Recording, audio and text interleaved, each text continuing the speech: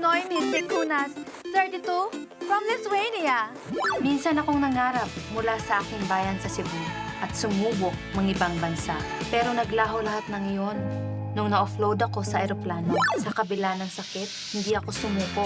I worked hard for my goals and dreams until I met my loving Lithuanian husband. Now, meron na kaming 2 beautiful children. Malaking pagbabago ang paglipat ko sa Lithuania. At kahit nanay na ako, patuloy akong nangangarap dahil mahalagang makita ng mga anak ko na their mom is strong, capable, and always striving for more.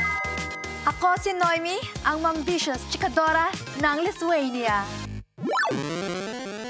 Mayong adlaw sa inyo tanan, ako si Brix Ruiz, 32, from Bacolod City. Nagtatrabaho bilang chief cook sa barko. 13 years na akong seaman at marami na rin akong pinagdaanan sa dagat. Nandyan yung abutan ka ng bagyo o kaya naman ng mga pirata. Sa barko rin ako inabot ng sakit na Bell's palsy. Mahirap kasi malayo ako sa pamilya ko. Pero lahat kinaya ko para sa kanila. Lahat ng pinagdaanan ko para mga sangkap lang yan para maluto ang best version ko. At sa pagpasok ko sa bahay, handa rin akong ibahagi ang iba pang bagay tungkol sa sarili ko. Ako si Brix, ang siman luluto ng Bacolod City. Let's all welcome Noemi. Hello, and Brix.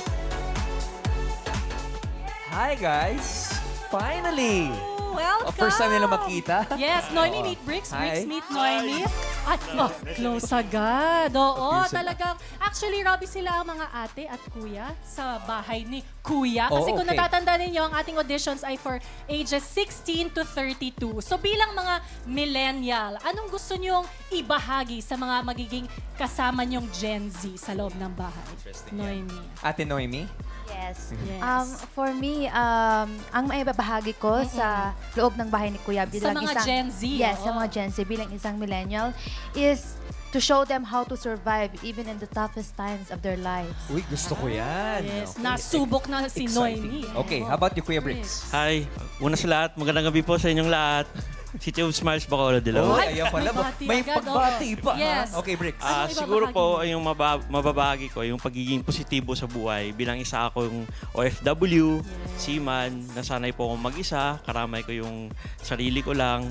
And maging kahit may mga sakit na o may mga pagsubok sa buhay, Laban pa piliin pa rin na maging mabait, may mapagmahal at may takot sa Diyos. Very Ayan. kuya at ate Choose na to be sila good all the talaga, time. no? Oo nga. Well, excited na kami, kuya at ate, na pumasok kayo Thank you. sa loob ng Thank you, bahay Ate ni Bianca. kuya. Itaas nyo ang bandera ng mga millennials. Millennials. Yes. Yes. you. Alright, good luck. Handa na ba kayo? Yes. Handang-handa na po. Ready? Okay, Good luck. let's go. Yes, sila Okay. naman ngayon ay maglalakbay papuntang Go loob ahead. ng bahay ni Kuya. Grabe, no? Lithuania, tapos yung isa kung saan na napunta sa buong mundo. Grabe, Robbie D!